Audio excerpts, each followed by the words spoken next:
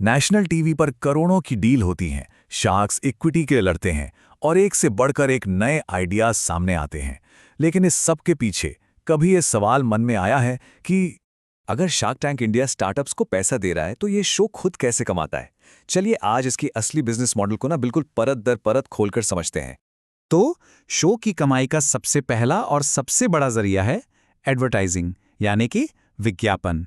जरा सोचिए, shark tank India को देखता कौन है?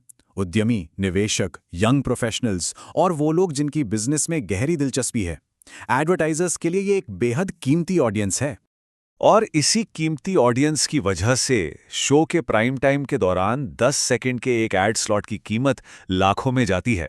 बात सीधी सी है, जितनी ज्यादा टीआरपी उतने ही महंगे ऐड के रेट्स। अकेले इसी एक चीज से नेटवर्क हर सीजन में करोड़ों कमा लेता है। अच्छा, अब आते हैं दूसरे तरीके पर। यह है स्मार्ट ब्रांडिंग और स्पॉन्सरशिप, जो सिर्फ एड ब्रेक तक ही सीमित नहीं है। अगर ध्यान से देखें तो शो में ब्रांड्स कई तरीकों से नजर आते हैं। शो का टाइटल पावर्ड बाय के साथ आता है, कुछ सेगमेंट स्पॉन्सर्ड होते हैं और कभी-कभी तो पिचों के दौरान भी ब्रांडेड कंटेंट को बड़ी चालाकी से दिखा दिया जाता है। स्टार्टअप्स को जो किट मिलती है वो भी पार्टनर्स की तरफ से होती है। ये सब असल में स्मार्ट ब्रांडिंग का ही हिस्सा है।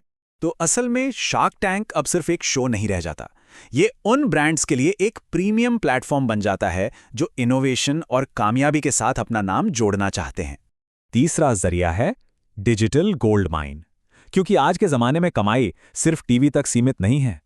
देखिए, शो के एपिसोड सोनी लिव पर स्ट्रीम होते हैं, उसकी छोटी छोटी क्लिप्स यूट्यूब पर वायरल होती हैं और इंस्टाग्राम, फेसबुक पर लगातार प्रमोशन चलता रहता है। ये सभी प्लेटफॉर्म्स, चाहे वो विज्ञापन से हों या सब्सक्रिप्शन से, लगातार पैसा बनाते हैं। और सबसे मज़ेदार बात तो ये है कि ये वायरल क्लिप्स सीज़न खत्म होने के महीनों बल्कि सालों बाद भी कमाई करती रहती हैं। ये शो के लिए एक तरह से पैसिव इनकम का जरिया बन जाती हैं। चौथा हिस्सा है शो का ग्लोबल ब्लूप्रिंट, और ये एक ऐसी बात है जो ज्यादातर लोगों को नहीं पता होती।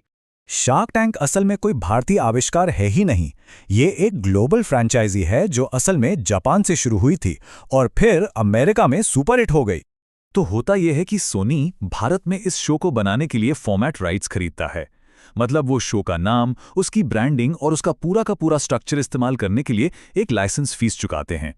और एक बार शो हिट हो जाए तो फिर हर नया सीजन बनाने में लागत कम होती जाती है और मुनाफा बढ़ता जाता है। और पांचवा और शायद सबसे दिलचस्प हिस्सा, वैल्यू क्रिएशन लूप। ये वो छिपा हुआ तरीका है जिससे शो अपनी कमाई को लगातार बढ़ाता रहता है। ये एक पूरा इकोसिस्टम है, समझिए कैसे। शो पहले तो दर्शकों का भरोसा जीतता है, फिर शार्क्स और स्टार्टअप्स दोनों को जबरदस्त ब्रांड वैल्यू और मुफ्त की मार्केटिंग मिलती है। इस भरोसे और शोहरत से और ज्यादा दर्शक शो से जुड़ते हैं, और ज्यादा दर्शकों का सीधा मतलब है विज्ञापन और स्पॉन्सरशिप से और ज्यादा कमाई। ये एक ऐसा पहिया है जो खुद ही खुद को और ताकत देता है। तो यहाँ आके सबसे बड़ा कंफ्यूजन दूर होता है। शो में दरअसल दो अलग अलग तरह के पैसे हैं।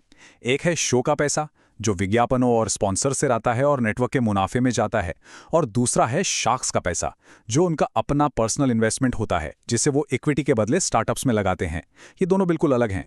तो संक्षेप में कहें तो शार्क टैंक इंडिया का पूरा बिजनेस मॉडल इन 5 पिलर्स पर खड़ा है: टीवी विज्ञापन, ब्रांड स्पॉन्सरशिप, डिजिटल और ओटीटी से होने वाली कमाई, फ्रेंचाइजी की वैल्यू और लंबे समय तक बनी रहने वाली ब्रांड इक्विटी। इसलिए शार्क टैंक इंडिया सिर्फ एक रियलिटी शो नहीं है, यह एक बेहतरीन तरीके से डिजाइन किया गया बिजनेस मॉडल है।